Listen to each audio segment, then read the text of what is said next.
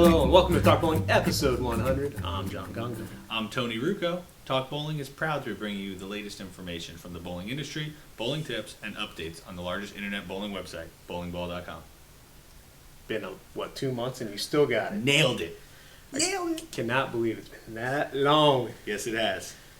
Not sure why we put off episode 100, but it's here. We've had a lot of people asking if we were going to be doing another episode. And this is it. I feel like it's a big milestone. It is. We should have like a best of.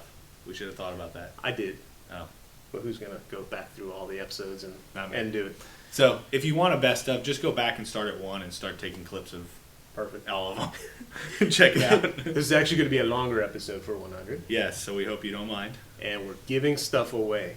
Yeah, we have all kinds of questions, and we have all kinds of contests as our 100th episode. So enjoy. Yes, go ahead. Do you have anything up at the top we need to tell them? Because Nope. you're going to be the contest guy for the start. You're going to watch the entire episode. We got different things we're giving away all through this episode, so watch the whole thing. Yes. Don't cut it off. All right. Or else. All right, first question from Jesse. Why does bowlingball.com not stock track bowling balls or many of Ebonite International products? Well, Jesse, thanks a lot for your question. And I think throughout some of the episodes we may have talked about this.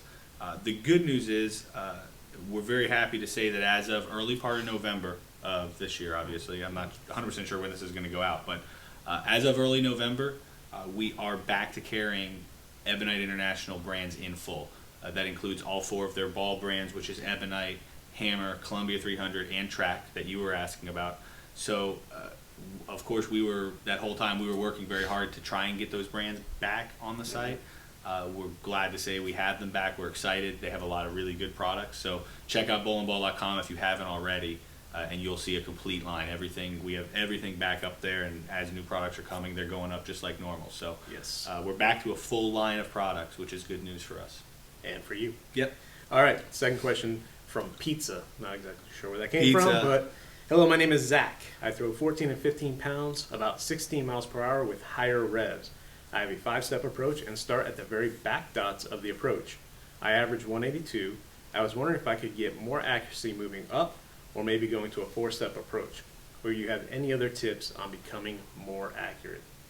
Yeah, and John went through this, and when I read over the question, and he can talk a little bit more about what he did, because if you watch our reaction videos over the last 2 years before John had to stop bowling for health issues, I guess we could say, but he made huge strides, and all of our viewers were saying, oh, John's gotten so much better, he's gotten so much better. Accuracy that's going to come from practice. We've said it in previous episodes, practice. It's not where you start on the lane. Yeah, it's about doing everything consistently, and John can talk a little bit more about that from his point, but basically walking straight, staying balanced at the foul line, keeping your eyes on your target, and practicing it. Accuracy is a learned habit. Some people just have really, really good hand-eye coordination, and they go out there and they're just naturally accurate. You tell them to hit the second arrow, they hit the second arrow every time. Right. Some people, that's a task for them. From a coaching standpoint, when I would have someone who had accuracy issues, I would tell them to look closer to the foul line. It's easier to hit something that's closer to you. So use the dots maybe, because the dots are your first set of markers on the lane. And really, we would get into situations when we were giving lessons that we would at first tell the people to look at the dots at the foul line. Really? And concentrate on hitting a mark that's right in front of you. And then down the road, we just gradually bring that out, and next thing you know, they're pegging their arrows every time. Yeah, I also put in here that when I first started working here, I was a 180 average bowler, and I felt like I should be a 200 average bowler. I work here. So you need to work on consistency and work on spares. Yeah, the spare is the key to improving your average. Definitely. Only way you're going to get to 200 is by having clean games. So work on that. Don't worry too heavy about 4 or 5-step approach. Use what's comfortable for you. Right. Changing from one to the other could have negative side effects, especially at the beginning.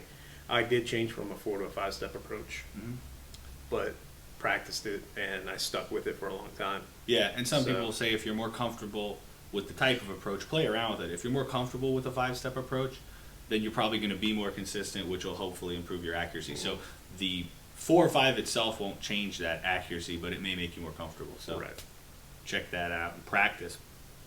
Can't say that enough. All right, the first way to win stuff. Woohoo! I feel like I should have a kazoo right now. We should. And hats. Yes. Pointy hats. Yes.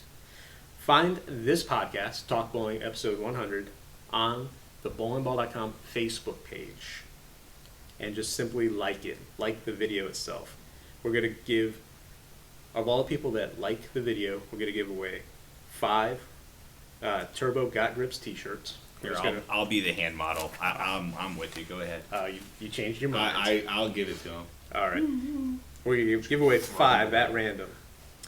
Answer the question of the week later in this episode correctly on that same Facebook post, and you'll be entered into a drawing for a Brunswick rain jacket. Is that the pullover or the zip-up? I don't know. Okay. We'll figure it out. All right. Well, we've got those here. Now, we have one that does say bowlingball.com on it as well, and one that just says Brunswick on it. Right. And then for everybody else that leaves comments, not necessarily answers the question of the week in the comments, just leave a comment on that video, and you'll be in a random Roto Grip T-shirt. And we'll give away 2 of these. Lots of shirts. Awesome. Lots of shirts. I like it. So there was 8 products that were given away. Right there. Bam. Like Emerald. Facebook. Like us. Bam. Go. Okay. Alrighty. Next question is from James Swanson. I wonder what happens. I'll rephrase the question. I wonder what happens to your bowling balls if you leave it in your truck in cold weather or hot weather. Thank you very much for your time. Yeah. This one is a common question, and you're welcome for our time. Yeah, I think we've answered it in the past. I think so too. It's pretty simple. Worst case scenario, your ball may crack. Yes. We should say first that's not limited to leaving it in your car or truck. Right. I even said that later on. I saw it later on, but it's not limited to that. It's limited to any changes in temperature. It can be. I've had bowling balls crack on the shelf in our pro shops, and I don't know why, because the air conditioning would maybe constantly be running, but it'll happen. We have them crack in the warehouse from time to time.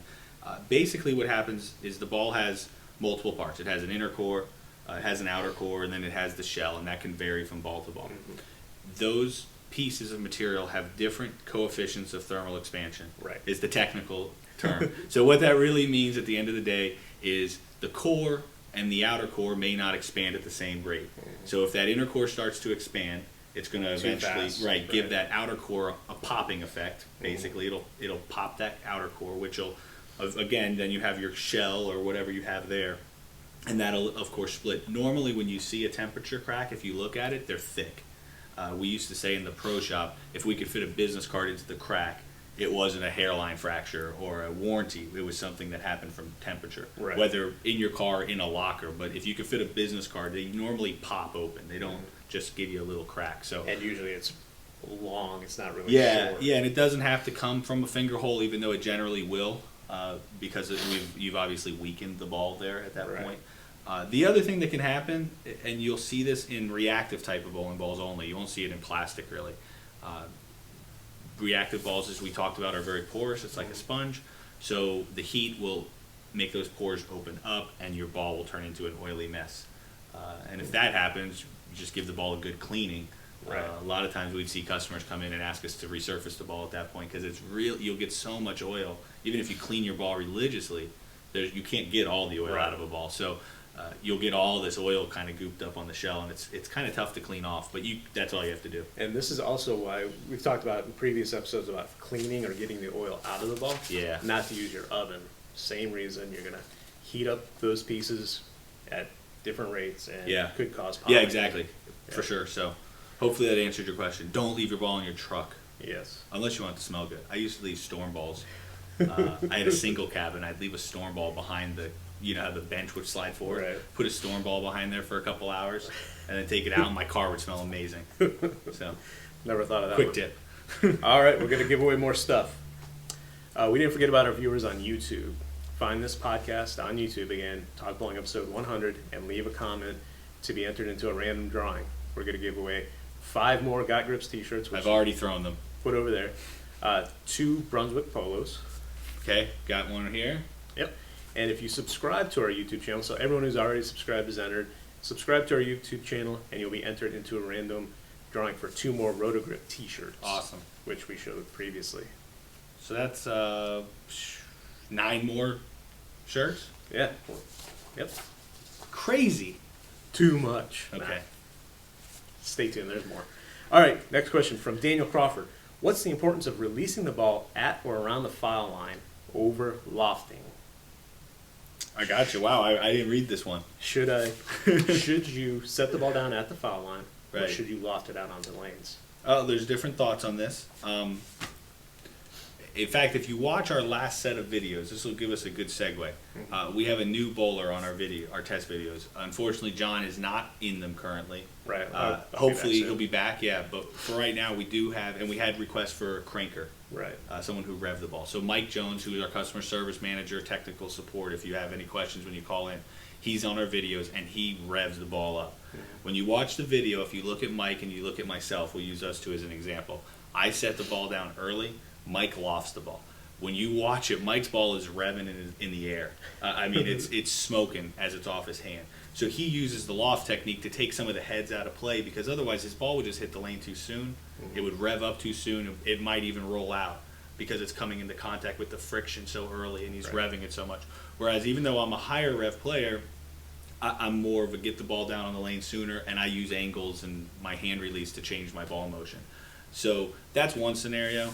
I put in here, it's not really important. You don't have to choose, am I going to be a lofter or am I going to put the ball down? Yeah, there's plenty of conditions I've bowled on where I'm lofting it, out to the dots. Or, you're taking the heads out of play is basically what you're doing. Right. And in reverse, if Mike was bowling on a really, really heavily oiled lane condition, he would take that loft out of his game and get the ball down sooner to give him more time for the ball to set up. Right. So that's the main purposes of that. When you see a guy who lofts it, I mean, I've seen guys who they take literally the entire heads out of play. I don't know if they're doing that for show or not. I would do it for the lane conditions and what you're trying to accomplish on the lane. Mika's big about that. He does a lot. He does, and he does it to do that. He's bowling. He's not bowling on house shots, obviously. So he's trying to take the heads out of play. So when other guys are maybe getting the ball rolling way too soon, and they have to use these really weak balls, Mika can throw something a little stronger. He can get it over the heads, and he can just deal with that. The last 2/3 or so of the lane. So. Right, and I think I put in here, it's all about consistency. So again, going back to the first question or second question, you need to practice and be consistent. So if you are always smooth putting it down on the lane and you're very consistent, you're going to be much better off than changing your game to lofting and being inconsistent. Right. And vice versa. Yep. So there you go. Third way. There's still one more after this. Oh my gosh. Wow. All right. Third way to win stuff. For those on Twitter, simply tweet out the following message, and hopefully our guy will put it on the screen here for you. For your chance to win 2 more Storm polos. Actually, 2 Storm polos. Yeah, I've already done this one. That's getting thrown away. Gotcha. So 2 Storm polos given away to a random person that retweets the following message. I watched episode 100 of At Talk Bowling, and I want to win a pound Storm polo from at Bowling Ball. I'm going to be using the hashtag Storm Polo to randomly draw the winner. Right. So that has to be in there. And we'll put that on the screen. Exactly. We'll make sure he does. If not, we'll kick him. Okay. All right. How do people contact us? All right. You can email us at questions@talkbowling.com. You can leave a comment on talkbowling.com on episode 100 or any episode. You can also tweet us on Twitter. We are at talkbowling. There you go. So you need to know that for some of the contests too. So right. Make sure. I still have last week's question, but how about 3 months ago? We'll say last question on Talk Bowling was, what is the highest sanctioned series by a female bowler, and who rolled it? I'm going to guess this one. It is Karen Rosenberg. She shot an 878 from Rolla, Missouri. Do you just look down when you guess at things? Is that what happens? Yes. Okay, I just wanted to make sure. December 12th, 2001. All right. 878. We just had a guy shoot 878. Who? Todd Agee shot 878 at one of our pro shops just recently. Oh, at the pro shop, or? Well, yeah, in the pro shop we have a little mini game. It's pretty cool. All right. This question of the week, which goes back to one of the things we're giving away earlier on. Who holds the PBA record for the longest winning streak on television, and how many matches was it? Is all I have to say to that. Yeah, I would have. That's it. Well, that's how many matches. You had to make TV quite a bit to win those matches. But right. I never heard of this guy. There's your clue. Interesting. All right. New products. We thought we'd take a second and talk about bowlingball.com exclusive brand, Pyramid, which some of you hopefully have seen on our website. I don't know if we've talked about it really on Talk Bowling, but Pyramid offers a full line of polyester balls right now. We have 6 colors in the line. We have 9 colors in a really nice deluxe single tote. And right now, currently, we have a men's, a women's, and a youth shoe. And new products to our line that just arrived. They just went live yesterday on bowlingball.com. We have a double roller. We call it our Path Double Roller. It's available in 6 colors. It's a really, really sharp bag for the price. We've tried to bring everything we've heard over the years of bowlers talking about products, put it into a really good product and offered it a really aggressive price. Yeah. So that's a new product on the site. We just introduced our first ladies shoe, which is called the Women's Rise. It's a black and hot pink. It's got a cool graphic down the side. Very, very sharp looking shoe. Probably should have brought these in. Yeah, we probably could have for display. And then we introduced some bag tags and a new color to our single line. So we actually have 10 colors now. We have a black and a hot pink. So if you go onto bowlingball.com or pyramidbowling.com, you can see all of our products. Right. And that'll lead us into our grand prize. The final prize we're giving away. We're going to give away one of the double rollers, which we should have. Oh, you did. That's right. I forgot about that. I was ahead of you on that one. Yes. We're going to give away one of our double rollers. You will have your choice of color that you like. We're just showing you the yellow one. Right. Here. It is available in 6 colors: black and yellow, black on black, black and blue, black and red, black and hot pink, and black and silver. There you go. And as you can see, real quick, I'll go over a couple of the nice features before you tell them how to win that. This has wide 3-inch rubber wheels. It also has an extra long handle because we always heard from people who said that I'm a 6'2" guy and I'm bending over to pull the bag. So this doesn't affect the shorter people, but it helps the guys that are a little taller. Yep. The wide wheels are nice for stability. Correct. And if you look at our base comes out a little bit at the bottom there. So adds some stability there as well. Has a nice accessory pocket, the entire top pocket for shoes and multiple things. You can get more than just shoes in there. And then inside, of course, holds 2 balls. It has a nice ball separator, and it's a really nice bag. Yes. So how can they win this? I'll tell you. Do any of the other things to win the shirts and jackets that we have, right? And you are automatically entered in for a chance to win. So just by trying to get the shirts, you're going to be entered in to get the bag. So do the first 3 things, and you'll automatically be entered into this. Exactly. Gotcha. Are there multiple entries if they do all 3? Yes. Okay. Yep. So do all 3. I'm going to take this away now. No, bring it back. Just kidding. Okay. Yeah, we're done. Contest reminder. We'll give you our normal stuff. Bowlingball.com gives away a brand new ball every week of the year. 52 weeks, 52 winners. All you have to do is sign up weekly for that contest. Remember, it's every week. So every week when you come to bowlingball.com to check out our videos or check out our new products, take a quick second, sign up for the contest. There you go. Also, through the end of December of 2012 now, I guess we're going to be into that year. Bowling Boards gives away a contest. Gives away a bowling ball. Gives away a contest. Gives away a ball once a month. And all you have to do there is post. So participate. Yeah, every post. Conversation. Yeah, every post you make, you get an entry, and you'll get a chance to win a ball. I believe right now that will be a Brunswick ball through the year. But if that changes, all that'll happen is we'll give away more stuff on there. So right now it's 1 a month. If we get more people involved, we'll get 2 or whatever it'll be. So check out Bowling Boards. It's an awesome community. Yes, and just fun to participate, meet other people, just kind of That's talk right. about bowling. In closing, this was a long episode. Give it to them. Hope you weren't too bored by it. All right, in closing, please remember that bowlingball.com is free shipping on every item every day. No hidden handling fees, no packaging fees, no added insurance fees. The price shown on the product page is the price you pay at checkout. No surprises. That's right. So remember that when you come to our site. We give you the price right up front. It's where bowlers go. That's right. Thank you very much for 100 episodes Yes. of viewing. Looking I'm getting a forward little to it. choked up. Looking forward to the next 100. Thank you very much for watching. Thanks.